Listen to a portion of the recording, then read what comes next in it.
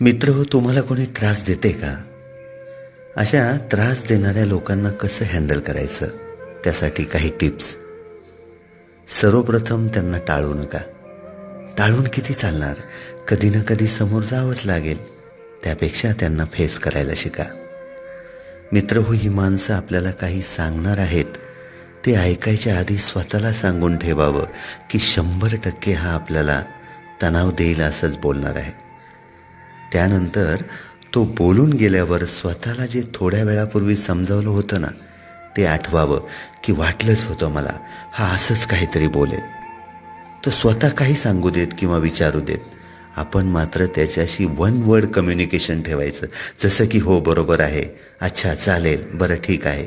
अशा प्रकारे याचा फायदा असा की कुत्रा भुंकून किती भुंकेल, थकल्यावर बसेल शांत. तो जे काही सांगतोय तिथे क्युरिओसिटी दाखवू नका. आपण ऐकण्यात जास्त इंटरेस्टेड नाही तर ते ॲटोमॅटिक कमी होईल. स्वतःहून कुठलीही गोष्ट या लोकांसोबत शेअर करू नका. आज आपल्या जवळचं आहे असं दाखवून ऐकून घेईन आणि वेळ आल्यावर मात्र 100% त्याचा गैरवापर करेल. आपल्या जवळच्या माणसाबद्दल तर चुकूनही त्याच्याजवळ सांगू नका, कारण आपलीच माणसं आपल्या विरोधात करायला त्यांना खूप छान जमतं. एखाद्या व्यक्तीशी आपलं पटत नसेल तर त्याबद्दलही काही बोलू नये मित्रांनो, म्हणजे त्यांना पुढे आपल्याशी चर्चा करायला टॉपिक कमी मिळतील. त्यांच्याशी कधीही नजर चुकवून बोलू नका.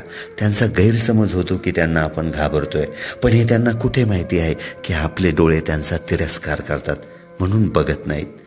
ह्या माणसाने आपल्याला काही बोलल्यावर काही जोक ऐकल्यासारखं दाखवावं. मग जरी तुम्हाला त्यांच्या गोष्टीचं टेन्शन आलं असेल तरी सुद्धा.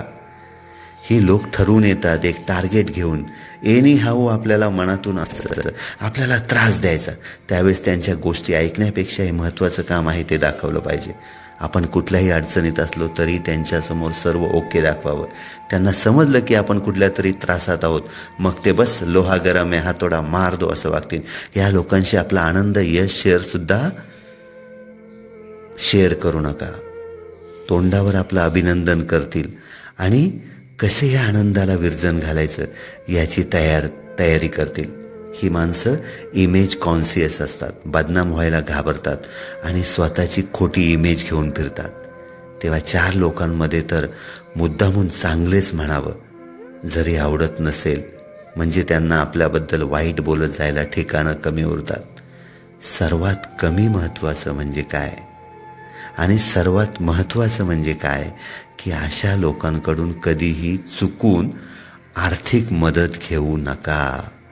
कारण आर्थिक मदत घेतल्यानंतर लक्षात ठेवा, चुकूनही आर्थिक मदत घेऊ नका, म्हणजे उगीचच त्यांना तुम्हाला टॉलरेट करण्याची वेळ संधी मिळणार नाही. धन्यवाद.